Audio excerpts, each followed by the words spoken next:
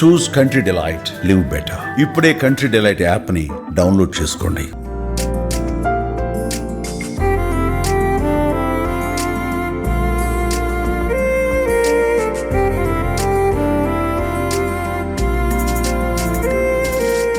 ముఖ్యంగా పాత్రికేయ మిత్రులందరికీ నూతన సంవత్సర సంక్రాంతి శుభాకాంక్షలు.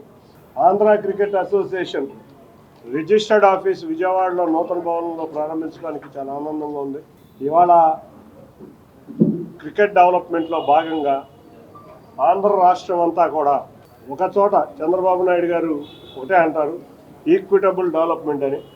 రాష్ట్రం మొత్తం మీద గేమ్ సిద్ధం చేసే విధంగా మేము ఎపెక్స్ బాడీ ఇవాళ ఆంధ్ర క్రికెట్ అసోసియేషన్ ఆఫీస్ అమరావతిలో భాగమైన ఈ విజయవాడలో Andhra cricket association registered office open చేయడం జరిగింది. ఇది రాష్ట్రం మొత్తానికి మధ్యలో ఉన్న ప్రాంతం. అదేవిధంగా విశాఖపట్నం స్టేడియంలో మేము గేమ్ డెవలప్మెంట్ ఆఫీస్ మొత్తం కూడా 2 ఆఫీసులు ఉండబోతున్నాయి. ఒకటి అమరావతిలో, ఒకటి విశాఖపట్నంలో. విశాఖపట్నంలో game development office, accounts and administration office విజయవాడలో. ఈ 2 ఆఫీసుల నుంచి కార్యక్రమాలు మొత్తం స్టేట్ మొత్తం నిర్వర్తించబడతాయి. విశాఖపట్నం మనం వచ్చిన సమయం కాడి నుంచి ఇప్పటికి స్టేడియం డెవలప్మెంట్లో మేము ఎపెక్స్ బాడీ ఛార్జ్ తీసుకున్న కాడి నుంచి ఆంధ్ర క్రికెట్ అసోసియేషన్ తరఫున అన్ని చోట్ల కూడా గేమ్ డెవలప్మెంట్ కృషి చేస్తున్నాం. ముందుగా విశాఖపట్నం స్టేడియంని రెనోవేట్ చేయడం జరిగింది. విశాఖపట్నం స్టేడియంలో మీరు చూస్తే ఇవాళ చక్కటి డ్రెస్సింగ్ రూములతో, చక్కటి రెస్ట్ రూములతో, చక్కటి బాక్సులతో, అన్నిటికన్నా ముఖ్యంగా రేపు రెనోవేషన్లో పాత్రికేయ బాక్సెస్ కూడా రెనోవేట్ చేస్తున్నాం. ఒక నెల రోజుల దాంట్లో అది కూడా బాగవుతుంది. చివరిగా ఆ బీ గ్రౌండ్లో ఉన్న రెస్ట్ రూమ్స్ తయారు చేయడం కాడి నుంచి బీ గ్రౌండ్ని కూడా ఏ గ్రౌండ్కి సమానంగా తయారు చేయడం జరిగింది. వీటికి తోడు ఇవాళ విశాఖపట్నంలో ఉన్న స్టేడియంలో రేపు చైర్స్ కూడా మార్చి విశాఖపట్నం స్టేడియంకి అన్ని వసతులు కల్పించి, మనం చూస్తే గత సంవత్సర కాలం నుంచి మా సెక్రటరీ గారు సానా సతీష్ గారి సహకారంతో బీసీసీఐ నుంచి రాష్ట్రంలో ఎప్పుడూ రాని విధంగా గత 10 సంవత్సరాలు విశాఖపట్నానికి ఎన్ని మ్యాచ్లు వచ్చినాయో దానికి 2 మ్యాచ్లు ఈ సంవత్సర కాలంలో విశాఖపట్నానికి తీసుకురావడం జరిగింది. వీటికి తోడు women world cup preparation matches కూడా 20 రోజులు విశాఖపట్నంలోనే జరిగినాయి. ఆ సమయంలో గౌరవ మంత్రి లోకేష్ గారు విశాఖపట్నం స్టేడియంకి వచ్చి ఇవాళ ఇండియన్ ఉమెన్ క్రికెటర్స్ని ఎంకరేజ్ చేయడం జరిగింది. వాళ్ళ సాగర బాధలు తెలుసుకోవడం జరిగింది. మొట్టమొదటిసారి ప్రపంచంలోనే ఎక్కడా లేని విధంగా విశాఖపట్నంలో ఉమెన్ ఎంపవర్మెంట్ కింద మేము దాన్ని 2 గేట్లు లేడీ క్రికెటర్ల పేర్ల మీద పెట్టడం మొత్తం ప్రపంచంలోనే మొట్టమొదటిసారిగా మేము పెట్టడం జరిగింది. వీటికి తోడు గౌరవ మంత్రి నారా లోకేష్ గారి ఆధ్వర్యంలో మేము ఉమెన్ అకాడమీ త్వరలో స్టార్ట్ చేయబోతున్నాం. ఈ అన్నిటికీ తోడు వాళ్ళ మంగళగిరి స్టేడియంని చక్కటి స్పోర్ట్స్ సెంటర్గా ఆల్రెడీ టెండర్లు వేశాం. త్వరలో చక్కటి స్పోర్ట్స్ సెంటర్ కింద దాంట్లో కూడా స్టేడియంలో ఒక 50 రూములు వచ్చి మ్యాచ్లు విరివిరిగా జరిగే విధంగా, ఇప్పుడు మనం చూస్తే సీజన్లో 150 రోజులు మినిమంగా మ్యాచ్లు జరుగుతున్నాయి. మంగళగిరి స్టేడియం 150 రోజులు మ్యాచ్లు జరుగుతున్నాయి. మంగళగిరి స్టేడియంను రెనోవేట్ చేసి మంగళగిరి స్టేడియంను కూడా అందుబాటులో తీసుకురాబోతున్నాం అతి త్వరలో. ఒక 4-5 నెలల్లో రేపు జరగబోయే ఏపీఎల్ మ్యాచ్లు మంగళగిరిలో, మూలపాడులో, విశాఖపట్నంలో, అంతేకాకుండా కడపలో 4 చోట్ల కూడా ఏపీఎల్ మ్యాచ్లు రేపు పెట్టబోతున్నాం. ఇక మూలపాడు స్టేడియంకి వస్తే బెంగళూరులో బీసీసీఐ సెంటర్ ఆఫ్ ఎక్సలెన్స్ ఏ విధంగా పెట్టిందో ఒక అకాడమీ ఫర్ క్రికెట్ మేము మూలపాడులో ప్రారంభించబోతున్నాం. మూలపాడు స్టేడియంలో అకాడమీ ఆఫ్ క్రికెట్లో దాదాపు ఒక 50 రూములు కొత్తగా వేసి అక్కడే ప్లేయర్లు ఉండి అక్కడే తర్ఫీదు పొందే విధంగా మేము స్టేడియంని డెవలప్ చేస్తున్నాం. అది కూడా టెండర్లు వేయడం జరిగింది. త్వరలో 5-6 నెలల్లో దానికి కూడా ప్రారంభం చేస్తాం.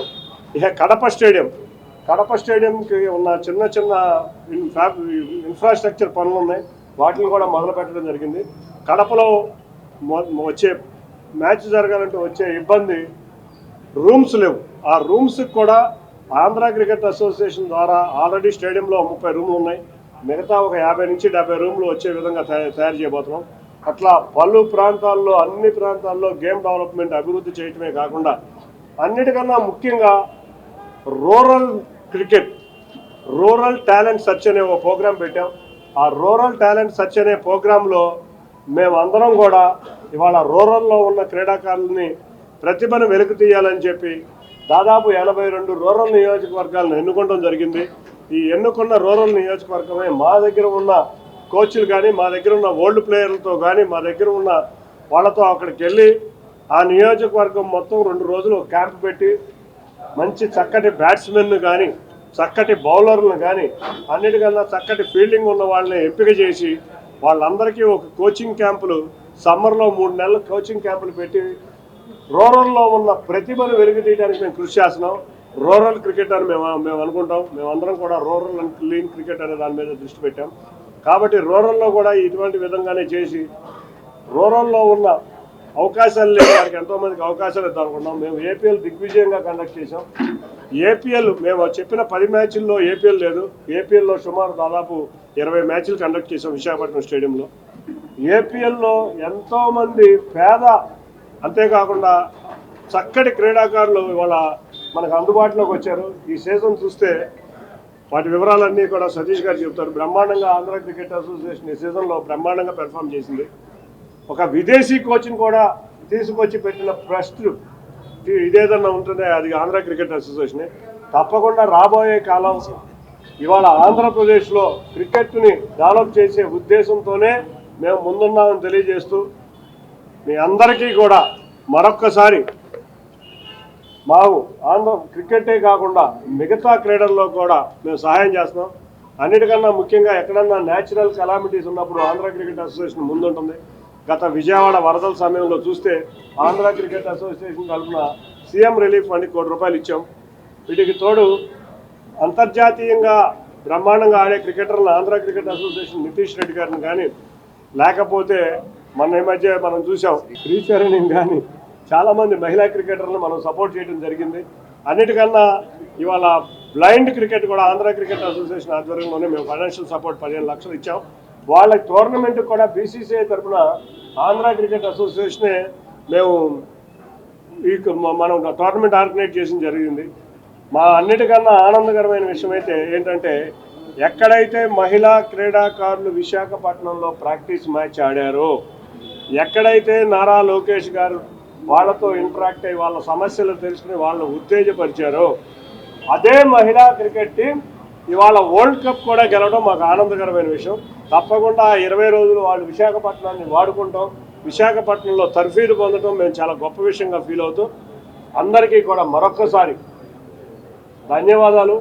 తప్పకుండా ఆంధ్ర క్రికెట్ అసోసియేషన్ మేము రాబోయే కాలంలో రూరల్ క్రికెట్నే కాకుండా ఇన్ఫ్రాస్ట్రక్చర్ ఫర్ ది క్రికెట్, ప్లేయర్లకి సరిపడా ఇన్ఫ్రాస్ట్రక్చర్, కొత్త కోచ్లు తీసుకురావడం, కొత్త సపోర్ట్ స్టాఫ్ని తీసుకొచ్చే విధంగా ముందుకు వెళ్తామని తెలియజేసుకుంటూ అందరికీ పేరు పేరున ధన్యవాదాలు. Thank you. దాదాపు సంవత్సరంన్నర నుంచి ఈ ఆంధ్ర క్రికెట్ అసోసియేషన్ చిన్ని గారి నేతృత్వంలో స్టార్ట్ చేసినప్పటి నుంచి మేము మా కార్యవర్గం వచ్చినప్పటి నుంచి క్రికెట్లో ఒక నూతన వరవడి తీసుకురావాలనే ఉద్దేశంతో ఈ క్రికెట్ని ఇప్పటి వరకు జరిగిన డెవలప్మెంట్ వేరు. చిన్ని గారి ఆలోచన ప్రకారం క్రికెట్లో కొత్త క్రీడాకారుల్ని మనం ఎలా ప్రోత్సహించాలి అనే ఉద్దేశంతో మేము డిఫరెంట్గా ఆలోచించి ఒక న్యూజిలాండ్ నుంచి ఒక కోచ్ని తీసుకురావడం జరిగింది, గ్యారీ స్టీడ్ అని. ఫస్ట్ టైం ఇండియాలో ఎవరో చేయని విధంగా ఒక ఫారిన్ కోచ్ని తీసుకొచ్చి మనం ట్రైనింగ్ ఇవ్వడం జరుగుతుంది. అలాగే former Indian women captain Mithali రాజ్ని ఉమెన్ మెంటర్గా తీసుకురావడం జరిగింది. ఈ రెండు తీసుకురావచ్చినప్పుడు చాలామంది బయట నుంచి కామెంట్ చేశారు, ఎవరో బయట నుంచి తీసుకొచ్చి ఏం చేస్తారని చెప్పేసి. లాస్ట్ ఇయర్ మేము వాళ్ళు తీసుకొచ్చిన తర్వాత ఈ సంవత్సరం మా ఉమెన్లో కానీ మెన్లో కానీ వచ్చిన రిజల్ట్స్, వివిధ ఏజ్ గ్రూపుల్లో వచ్చిన రిజల్ట్స్ దానికి నిదర్శనంగా చెప్పవచ్చు. మనం ఈసారి రంజీ ట్రోఫీలో మనం ఇప్పటి వరకు ఆడిన మ్యాచ్లో అన్నింటిలోనూ ముందండి ఉన్నాం. ఇంకో 2 మ్యాచ్లు ఉన్నాయి. మనం ఇది హైయెస్ట్ సక్సెస్ రేటు. అదే ముస్తాక్ అలీలో మనం నెంబర్ 3 పొజిషన్లో ఉన్నాం. ఇప్పుడు కూడా మనం నెంబర్ 3 పొజిషన్లోకి వెళ్ళే పొజిషన్ లేదు. అలాగే అండర్-19 మనం నాకౌట్స్కి వెళ్ళాం, ఉమెన్లో అండర్-19 ఫైనల్స్కి వెళ్ళాం. అలాగే అన్ని ఏజ్ గ్రూపుల్లో కూడా ఈసారి చాలా పారదర్శకత్వంగా ఇప్పుడు నాకు కానీ మా ప్రెసిడెంట్ చిన్ని గారు కానీ విపరీతమైన పొలిటికల్ బ్యాక్గ్రౌండ్ పొలిటికల్ ప్రెజర్స్ ఉన్నా కూడా మేము ఏం చెప్పేదామంటే క్రికెట్ అన్నది పారదర్శకంగా ఉండాలి. మేము ఈ కార్యవర్గం తీసుకున్న రోజున మా నాయకులు నారా లోకేష్ గారు మాకు దిశానిర్దేశం చేశారు. ఏ విధమైన రాజకీయ తలవద్దులకు క్రీడల్లో తీసుకురావద్దు, ఓన్లీ ప్రతిభనే ముందుకు తీసుకుని ముందుకెళ్ళండి అని చెప్పారు. ఆ ఉద్దేశంతో మేము చాలా ట్రాన్స్పరెంట్గా ఆయన ఇచ్చిన ఆదేశాల మేరకు మేము ముందుకెళ్ళడం జరిగింది. అదే ఇప్పుడు రిజల్ట్స్ కనిపిస్తున్నాయి. ఈ రిజల్ట్లో మీరు చూస్తే మనకి శ్రీచరణ్ కానీ నితీష్ కుమార్ రెడ్డి కానీ ఇప్పుడు ఏపీఎల్లో చాలామంది కొత్త క్రీడాకారులు ముందుకు రావడం జరిగింది. ఏపీఎల్లో చిన్న చిన్న ప్రాంతాల నుంచి వచ్చిన వాళ్ళు కూడా ముందుకు రావడం జరిగింది. అదేవిధంగా ఈసారి ఒక కొత్త తరహా ఆలోచనతో అసలు టాలెంట్ అనేది స్టార్ట్ అయ్యేది అండర్-14 ఏజ్ గ్రూప్లో. అండర్-14 ఏజ్ గ్రూప్లో టాలెంట్లో చాలామంది మా పిల్లలు పాడుతున్నారు, మా వాళ్ళకి ఛాన్స్ రాలేదు అన్నది వచ్చింది. అందుచేత కొత్త తరహాలో టాలెంట్ హంట్ అండర్-14 ఏజ్ గ్రూప్లో చేయడం జరిగింది. ఈ అండర్-14 ఏజ్ గ్రూప్లో సెలక్షన్స్ అయిపోయిన తర్వాత రెండోసారి మాకు ఎవరికి అన్యాయం జరిగింది, మాకు సరిగ్గా ఇవ్వలేదు అన్న ఫీలింగ్ లేకుండా, అదేవిధంగా ఇంకా టాలెంట్ ఎక్కడన్నా రూరల్ ఏరియాలో ఉందని చెప్పి ప్రతి జిల్లాలోనూ 100-200 మంది క్రీడాకారులు మళ్ళీ నిన్నటి నుంచి చూడటం జరుగుతుంది.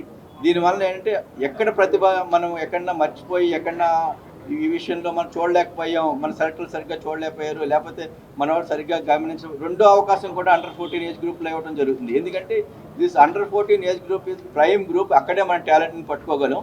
అలాగే రాష్ట్రం మొత్తం మీద ఒక 6గురుని పర్యటించి డిఫరెంట్ జిల్లాల్లో చేస్తాం జరుగుతుంది. దీనివల్ల అండర్-14 ఏజ్లో మళ్ళీ కొత్త టీంని తీయటం, దానివల్ల ఏంటంటే అసలు టాలెంట్ ఎక్కడ ఉంది, అవసరమైతే 2 టీములు తెస్తాం, 2 టీములు తీసి వివిధ రాష్ట్రాలకి ఎంత క్రికెట్ ఆడించగలమో చిన్నపిల్లల్ని అది క్రికెట్ ఆడించాలన్నది మా కార్యక్రమం. ఈ క్రికెట్ విషయంలో ఈ విధంగా వివిధ కొత్త తరహాగా ఆలోచించి నిర్ణయాలు తీసుకోవటం వల్ల మంచి క్రీడాకారులు ఆంధ్ర నుంచి రేపొద్దున ఇండియా ఆడే క్రీడాకారులు వస్తారని ఆశిస్తున్నాం. వీళ్ళు ఒకటే కోరుకుంటున్నారు, వరల్డ్ క్లాస్ స్పోర్ట్స్ సిటీ అమరావతిలో ఉండాలని కోరుకుంటున్నారు. మేమైతే స్టేడియం ప్రభుత్వం కనుక స్థలం మేమన్నీ కూడా గౌరవ మంత్రి నారా లోకేష్ గారు సహాయంతో మేము ఆల్రెడీ బీసీసీఐలో కూడా మాట్లాడుకోవడం జరిగింది. ఇక్కడ కూడా ఇంకో స్టేడియం ఉండాలని. ఆ స్టేడియంకి చంద్రబాబు నాయుడు గారు క్రికెట్ స్టేడియం కూడా స్పోర్ట్స్ సిటీలోనే ఉంటే బాగుంటుందనే వారి ఆలోచనలతోనే మేము ఆగాం. తప్పకుండా రేపు అమరావతి సెకండ్ ఫేజ్లో స్పోర్ట్స్ సిటీకి స్థలం ఇస్తున్నారు. దాంట్లోనే అన్నిటికన్నా ముందుగా వచ్చే 3 సంవత్సరాల్లోనే ఇక్కడ స్టేడియం పూర్తయి స్థలం ఇచ్చిన 3 సంవత్సరాల్లోనే స్టేడియం పూర్తవుతుందని తెలియజేసుకుంటాం. ఏపీలో అతిపెద్ద stadium Mangalagiri stadium sir, 35,000 capacity. ఇప్పుడు ఆ స్టేడియం ఎందుకు పనికిరాకుండా పోయిందని విమర్శలు వస్తున్నాయి. దానికి సంబంధించి గతంలో అంటే ఆ ప్రారంభం దగ్గర నుంచి మొదలుపెట్టి పూర్తయ్యేంత వరకు చాలా అభివృద్ధి జరిగిందని ఆరోపణలు. దాని మీద మీరు అంటే ఇప్పుడున్న ప్రస్తుత బోర్డు మీ సభ్యులు దాని మీద ఎంక్వైరీ ఏమైనా వేసారు? ఒక్క విషయం గుర్తుంచుకోండి, ఆ స్టేడియంని మేము అందుబాటులో తీసుకురాబోతున్నాం. ఇప్పుడు అది 6 రోజులకు ఉన్న బీసీసీఐ స్టాండర్డ్స్కి అది సరిపోతుంది, కానీ వాళ్ళు ఉన్న స్టాండర్డ్స్ అన్నీ మారిపోయినాయి. ప్లస్ రెండోది ఏంటంటే ఉన్న స్టేడియంని ఏ విధంగా బాగు చేసుకోవాలి, మా ఎసెట్ని ఏ విధంగా మళ్ళీ దాన్ని తీసుకురావాలని మేము ఆలోచిస్తాం. కాబట్టి ఆ స్టేడియంని మొత్తం రెనోవేట్ చేస్తున్నాం. ఆల్రెడీ టెండర్లు వేసాం, త్వరలో వర్క్ స్టార్ట్ అయిపోతుంది. ఎందుకంటే మనం ఒకటి ఆలోచించాలి, ఇవాళ ఉన్న మంగళగిరి స్టేడియంలోనే 365 రోజులకి 150 రోజులు మ్యాచ్లు జరుగుతుంది. వీటికి తోడు ఇప్పుడు ఉన్న స్టేడియంలో మేము ఇంకొక 50 రూములు మనం కట్టగలిగితే ఆ 50 రూములు ఫెసిలిటీ ఇవ్వడం వల్ల 200 నుంచి 225 రోజులు ఆ రోజు స్టేడియం యూటిలైజేషన్ కాదు. వీటికి తోడు ఇవాళ ఐఏఎస్లు ఐపీఎస్లు వాళ్ళందరూ కూడా సినిమా వాళ్ళు అందరూ కూడా స్టేడియంలు కావాలి మేము ఆడుకుంటాను, కానీ అంటే మేము స్టేడియం టైం ఇది కూడా ఇవ్వలేకపోతున్నాం, అవైలబిలిటీ దొరకలేకపోతున్నాం. కాబట్టి మంగళగిరి స్టేడియంతో పాటు మూలపాటు స్టేడియంను కూడా తీసుకొచ్చి అందుబాటులో తీసుకొచ్చి 2 స్టేడియంలు మనం కనుక ప్రజలకు కనుక ఇవ్వగలిగితే 365 రోజులు మంగళగిరి స్టేడియం అనేది ఎప్పుడు ఉంటుంది. దానికి ఒక స్పోర్ట్స్ సెంటర్ అంటే మిగతా క్రీడలు కూడా దాంట్లో ఉండే విధంగా మేము డెవలప్ చేయబోతున్నాం. రాష్ట్రానికి ఒకటి ఇంటర్నేషనల్, మనము 2 ఇంటర్నేషనల్ స్టేడియం మనకి ఇస్తా అన్నారు. మనం ఒక్కళ్ళే స్పెషల్గా మన రాష్ట్ర ప్రభుత్వానికి ప్రస్తుతం ఉన్న అందరికీ ఉన్న మంచి రిలేషన్తో 2వ స్టేడియం అమరావతిలో మనం కొత్త స్టేడియము స్పోర్ట్స్ సిటీలో కట్టాలని నిర్ణయించాం. ఇప్పుడు మనం 2 స్టేడియంల నుంచి మన మంగళగిరిలోనే ఇంటర్నేషనల్ మ్యాచెస్ జరుగుతుంటే మనకి ప్రతి చోట గ్రౌండ్స్ కావాలి. మంగళగిరి గ్రౌండ్ని మనం ఒక ఎక్సలెన్సీ సెంటర్ కింద మారుద్దామని చెప్పేసి మేము అందరూ ఆలోచించాం. అక్కడ ఒక 50 రూములు కట్టి అది మన ఇంటర్నేషనల్ స్టేడియంగా మార్చడానికి ఇది వరకు ఉన్న ప్లాన్ ప్రకారం సరిపోదు. కానీ ఇప్పుడు కొత్త ఇంటర్నేషనల్ స్టేడియం మన అమరావతిలో కట్టాలని స్పోర్ట్స్ సిటీలో కట్టాలని నిర్ణయించింది. యాక్చువల్గా మనకి వచ్చేది ఎక్స్ట్రా 2 ఇంటర్నేషనల్. ఇప్పుడు ఇన్ని 2 స్టేడియంలు పెట్టుకున్నాం అనుకోండి, రాష్ట్రానికి వచ్చే రొటేషన్లో మ్యాచ్లు చూస్తే సంవత్సరానికి ఒక మ్యాచ్ రావడం కష్టం. 2 స్టేడియంలు పెట్టుకుంటే ఒక మ్యాచ్ వైజాగ్కి ఒక మ్యాచ్ ఇస్తే 4 ఏళ్ళకి ఒక మ్యాచ్ వస్తుంది. మీరు అర్థం చేసుకోవాల్సింది ఏంటంటే కట్టామా స్టేడియం కట్టామా ఇదంతా డిఫరెంట్. మనం ఎన్ని మ్యాచ్లు తెచ్చుకున్నాం, ఒక స్టేడియంతో ఈ సంవత్సరం 9 మ్యాచ్లు తెచ్చుకున్నాం. అది మనకి ఇంపార్టెంట్. మనం చిన్న ఇష్యూని అలా మనం అదే మాట్లాడుకుంటే నా ఉద్దేశం అంటే పాత్రికేయ సోదరులందరికీ కూడా ఎంతమంది క్రికెటర్లను డెవలప్ చేస్తున్నాం అన్న దాని మీద మనం చేస్తే అది మా ఉద్దేశం ఏంటంటే ఈ సంవత్సరం ఎంతమంది ఆంధ్ర నుంచి డొమెస్టిక్లో 100 కొట్టారు, ఎంతమంది వికెట్లు తీశారు. దయవుంచి మీ పాత్రికేయులందరూ వాళ్ళ ఫోటోలు వాళ్ళు చూపిస్తే నెక్స్ట్ క్రీడాకారులకి అది ఉత్తేజంగా ఉంటుంది. అది దాని మీద ఫోకస్ చేస్తే, ఎందుకంటే మా ఆలోచన ఏంటంటే కొత్త క్రీడాకారులను చేయాలి. ఇదంతా ఇన్ఫ్రాస్ట్రక్చర్ ఇవన్నీ మా డ్యూటీ మేము చేయాలి ఇన్ఫ్రాస్ట్రక్చర్ అని. కానీ క్రీడాకారులను డెవలప్ చేయడానికి మీరు కొత్త క్రీడాకారులకి మీ వంతు సహకారం చేయండి. అది లోకల్ మ్యాచ్లు రోజు 200 మ్యాచ్లు 200 రోజులు స్టేడియం ఫుల్గా ఉంటుంది. చక్కటి రూములతో పాటు అన్ని స్పోర్ట్స్కి సరిపడా ఆల్రెడీ మనం చూస్తే చక్కటి నెట్స్ ఉన్నాయి. వీటితో పాటు మనం అమరావతికి అతి దగ్గరగా ఉన్న స్టేడియం, విజయవాడకి వెస్ట్రన్ బైపాస్ వెళ్తే దగ్గరగా వచ్చే స్టేడియం, గుంటూరు నుంచి కూడా వెస్ట్రన్ బైపాస్ ఎక్కితే మొదటి దిగితే వచ్చే స్టేడియం, మంగళగిరి నుంచి వచ్చే సీడ్ యాక్సిస్ రోడ్ కూడా ఉంది. దాన్ని బ్రహ్మాండమైన స్పోర్ట్స్ హబ్గా మేము ఆంధ్ర క్రికెట్ మిగతా క్రీడలన్నింటినీ కూడా దాంట్లో పెట్టి ఈ సంవత్సర కాలంలో రేపు రాబోయే అమరావతికి బెస్ట్ స్పోర్ట్స్ సెంటర్ కింద దాన్ని with best sports cricket stadium along with best sports అన్ని స్పోర్ట్స్తో సెంటర్గా డెవలప్ చేయబోతున్నాం. మ్యాచ్లు 200 రోజులు నిర్వర్తిస్తాం. ఇంటర్నేషనల్ మ్యాచ్లు మంగళగిరికి వచ్చే పరిస్థితి లేదు. ఇవాళ ఉన్న స్టాండర్డ్స్ ప్రకారం మీకు పదే గుర్తు చేసేది ఏంటంటే, ఇవాళ ఉన్న ఇంటర్నేషనల్ స్టేడియంస్ ప్రకారం మంగళగిరికి మ్యాచ్లు రావు. దానికోసమే కొత్త స్టేడియం కడుతున్నాం. లేని పక్షంలో మంగళగిరి స్టేడియంని రెనోవేట్ చేసి దాన్ని అభివృద్ధి చేసి ఈ పాటికే తీసుకురాగలిగే వాళ్ళం. అక్కడ ఉన్న కొన్ని దురదృష్టకర పరిస్థితుల వల్ల తీసుకురాలేకపోతున్నాం. చేస్తున్నాం. ఏపీఎల్ ఆడేది డే అండ్ నైట్ మ్యాచ్లే. ఇవాళ మొత్తం ఇండియా క్రికెట్లో ఉన్న ముస్తాక్ అలీ మ్యాచ్లు ఆడేది కూడా డే అండ్ నైట్కి రాబోతున్నాయి. రెండు విషయాలు మీరు వినాలి. తమిళనాడులో 8 స్టేడియంలకి లైటింగ్ ఉన్నాయి. 8 స్టేడియంలకి తమిళనాడు ప్రీమియర్ లీగ్ జరుగుతుంది. మేము అదే విధంగా ఆంధ్ర ప్రీమియర్ లీగ్ స్టార్ట్ చేయబోతున్నాం. మంగళగిరి జిల్లా ప్రీమియర్ లీగ్ స్టార్ట్ చేయబోతున్నాం. దానికోసమే లైట్లు ఇక్కడ ఒక్క చోటే కాదు 7 చోట్ల లైట్లు పెట్టబోతున్నాం. మూలపాడులో పెట్టబోతున్నాం, కడపలో పెట్టబోతున్నాం, విజయనగరంలో పెట్టబోతున్నాం.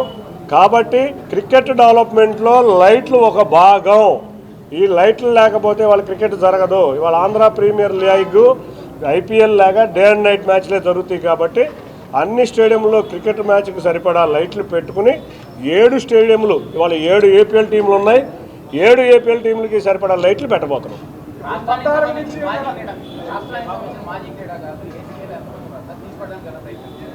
ఏసీఏలో మొత్తంగా ఉన్నారు. ఏసీఏలో మాజీ క్రీడాకారులు లేకపోతే మేము మాకు ఎక్కడ కోచ్ల కింద ఉన్నారు.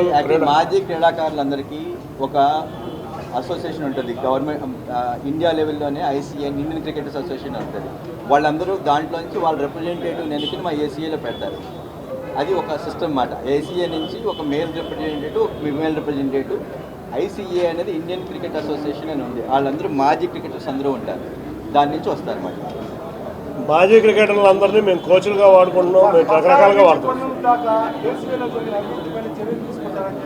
సార్ మేము క్రీడా డెవలప్మెంట్ మీద ఉన్నాం తప్ప అంటే ఇప్పుడు డెవలప్ చేసే విధానం మీద ఆలోచన అవినీతిని పట్టించుకోరా అంటే సార్ యాక్చువల్గా నెగిటివిటీ కన్నా పాజిటివిటీగా వెళ్ళాలని మా లీడర్స్ చెప్పారు. ఆ పాజిటివిటీ మీదే మేము నడుస్తున్నాం. లైట్లు అనేది లేవు కాబట్టి ఇప్పుడు లైట్లు పెడుతున్నాం. అది కూడా దేశంలో ఏ స్టేడియంలో పెట్టిన అత్యధిక లిస్టులో లైట్లు తేపోతుంది. అది ఇప్పుడు రెండోది మా ఆంధ్ర క్రికెట్ అసోసియేషన్ ఒక కొత్త క్రీడాకారుని, కొత్త ఇన్ఫ్రాస్ట్రక్చర్ని, కొత్త విధానాలతో ముందుకు వెళ్ళి ఆంధ్రప్రదేశ్లో క్రికెట్ క్రీడను ముందుకు తీసుకెళ్లాలని అనుకుంటున్నాం.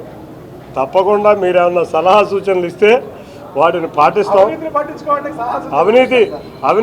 అవినీతి నేను రెండు విషయాలు ఇక్కడ ఉండేది రెండు రకాల విషయాలు. 2014-19 మధ్యలో 2 రకాల అసోసియేషన్స్ ఉన్నాయి ఇక్కడ.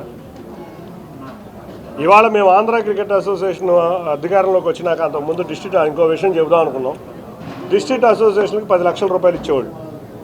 మేము ఈ సంవత్సర కాలంలోనే 50 లక్షలు ఇస్తున్నాం డిస్ట్రిక్ట్ అసోసియేషన్. క్రికెట్ డెవలప్ అవ్వాలి అని ఎప్పుడూ లేదు.